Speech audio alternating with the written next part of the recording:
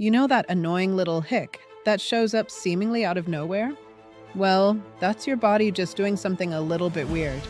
Hiccups happen when your diaphragm suddenly spasms unexpectedly. It forces a quick breath, but vocal cords instantly snapshot, making the hic sound.